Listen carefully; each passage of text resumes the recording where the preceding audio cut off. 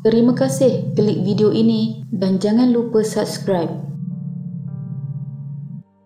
Pada 4 Mac 2019, negara telah dihebohkan dengan berita seorang kanak-kanak perempuan berusia 3 tahun dilaporkan hilang, dipercayai dilarikan sepasang suami isteri yang juga kenalan kepada ibu kanak-kanak itu di Langkawi. Ketua Polis Daerah Langkawi, Superintenden Muhammad Iqbal Ibrahim berkata pihaknya menerima laporan daripada ibu kanak-kanak itu yang merupakan warga negara Indonesia pada pukul 12.08 tengah malam. Menurutnya, kanak-kanak itu Nur Aisyah Alia Abdullah difahamkan dijaga pasangan berusia 37 dan 40 tahun itu sejak penghujung Januari 2019. Namun malangnya pada 6 Mac 2019, mayat Nur Aisyah Alia Abdullah telah ditemui di Gunung Raya, Langkawi dalam keadaan tidak sempurna. Apa sebenarnya yang telah berlaku?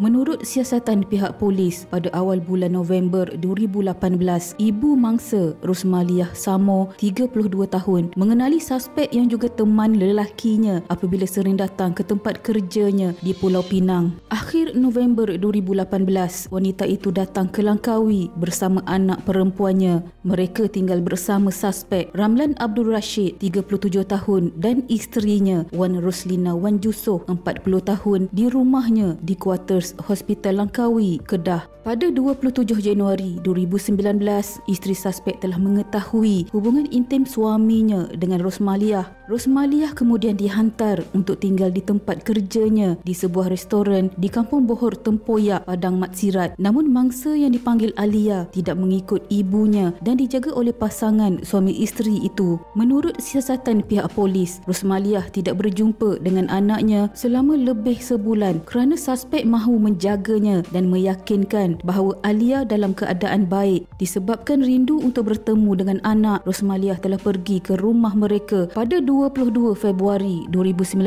tetapi kecewa apabila dimaklumkan bahawa mangsa tiada dalam jagaan mereka dan telah diserahkan kepada orang lain. Ketika mahu pergi dari rumah suspek, tiba-tiba anak suspek yang berusia 4 tahun memberitahu Rosmaliah yang Alia telah mati. Rosmaliah yang mendengarnya ketika itu hanya terdiam dan terus pulang ke hostel. Bagaimanapun, dia yang berasa tidak sedap hati selepas berfikir apa yang dikatakan oleh anak suspek. Nalurinya kuat mengatakan apa yang diberitahu anak suspek itu adalah benar. Kemudian sekali lagi ke rumah pasangan terbabit di kuarters Hospital Langkawi keesokan harinya. Namun kanak-kanak terbabit memberitahu bapanya sudah menyerahkan mangsa kepada orang lain. Katanya ketika itu dia mengesyaki sesuatu tidak kena dan antara percaya atau tidak, anaknya sudah meninggal dunia kerana mustahil seorang budak bercakap bohong. Menurut Rosmaliah, suspek ada datang ke hostel tempat kerjanya dan mereka berjumpa seperti biasa. Namun suspek berdolak dalih apabila ditanya tentang Alia, memberitahu anaknya dalam keadaan sihat di bawah jagaannya dan dia akan bawa bertemu dengannya tidak lama lagi.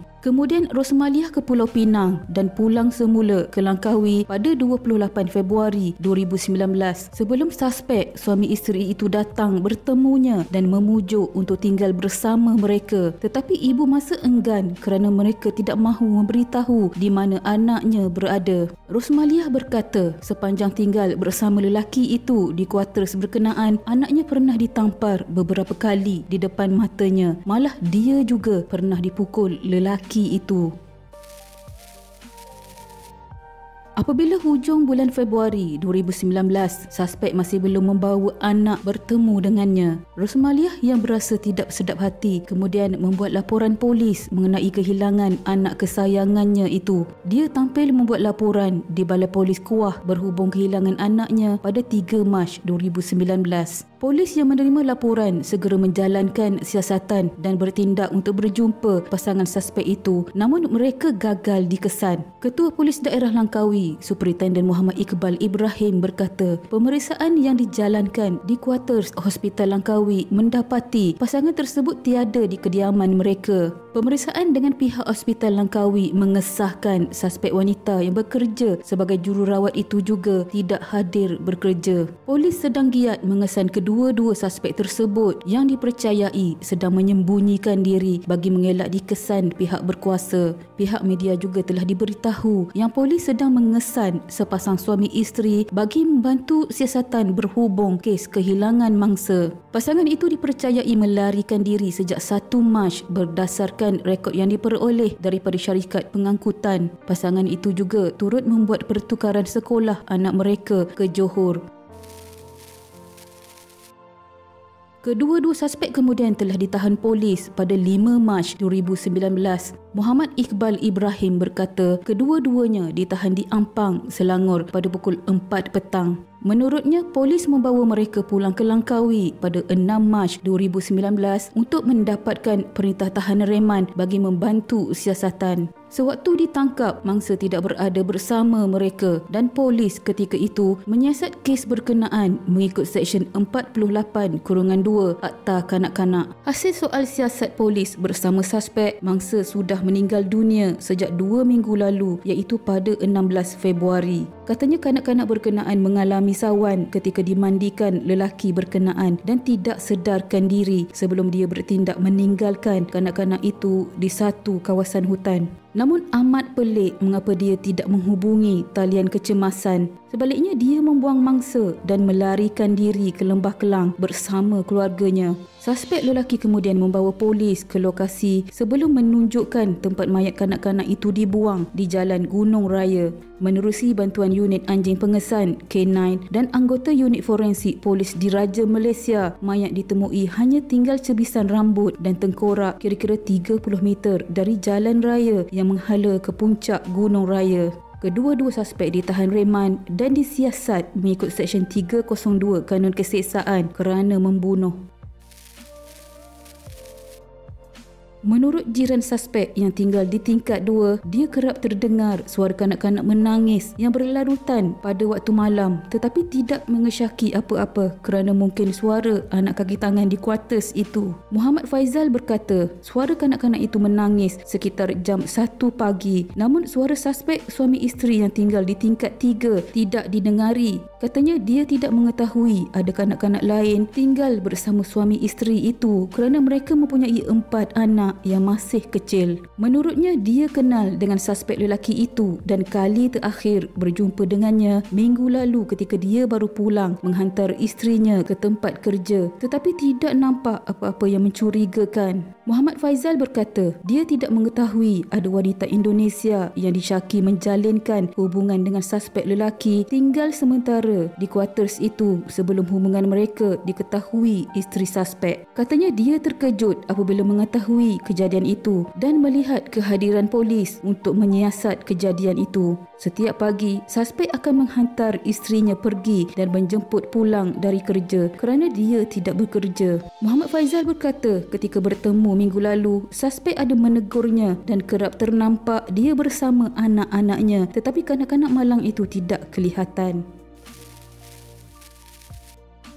Polis merampas Toto yang mempunyai beberapa titisan darah di rumah suami isteri di kuartus Hospital Langkawi untuk membantu siasatan kes pembunuhan mangsa. Ketua Polis Daerah Langkawi, Superintendent Muhammad Iqbal Ibrahim berkata, Toto itu dirampas unit forensik di bilik tidur mangsa. Beliau berkata, setakat ini pihaknya tidak menolak kemungkinan ada unsur penderaan terhadap mangsa atau di rumah berkenaan. Toto itu akan dihantar ke Jabatan Kimia untuk dianalisis bagi membantu siasatan. Selain itu, polis meneruskan temu bual dan soal siasat terhadap pasangan terbabit untuk siasatan lanjut. Polis juga turut merakam percakapan semua anak pasangan terbabit bagi membantu siasatan. Muhammad Iqbal berkata, pihaknya sudah menghubungi ibu mangsa untuk memaklumkan mengenai penemuan tengkorak dan cebisan rambut di kawasan gaung di Gunung Raya dan dia kelihatan sedih dengan kejadian itu. Bagaimanapun katanya, ibu mangsa sanggup memberi kerjasama termasuk mengambil ujian DNA di Hospital Langkawi. Polis akan mengambil sampel darah pasangan suspek itu untuk membantu siasatan susulan penemuan titisan darah pada Toto. Memandangkan suspek wanita mengatakan suaminya pernah memukul. Selain itu, bahagian siasatan jenayah IPD Langkawi bersama unit K9 pergi ke lokasi penemuan tengkorak itu semula untuk mencari anggota badan yang lain. Polis bimbang anggota badan sudah dimakan binatang buas di dalam hutan berkenaan dan akan meluaskan kawasan pencarian yang agak mencabar kerana hutan yang tebal. Muhammad Iqbal berkata, pencarian pada hari itu terpaksa dihentikan memandangkan kawasan itu berbahaya kerana gaung dalam sehingga menyukarkan pihaknya mencari anggota badan mangsa yang lain.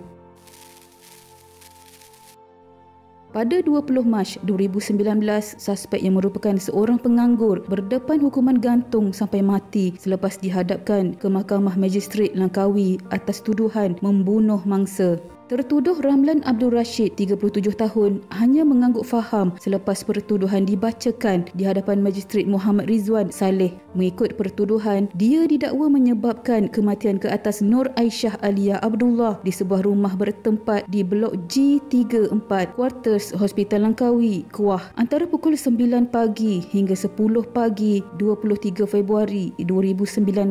Kesalahan didakwa mengikut Seksyen 302 Kanun Keseksaan yang membawa hukuman gantung sampai mati jika sabit kesalahan. Sehingga kini kes masih lagi dalam perbicaraan. Diharapkan pembunuh mangsa mendapat balasan yang setimpal di atas perbuatannya dan menjadi pengajaran kepada kita semua. Sama-sama kita hadiahkan Al-Fatihah kepada mangsa penghuni syurga. Sekian.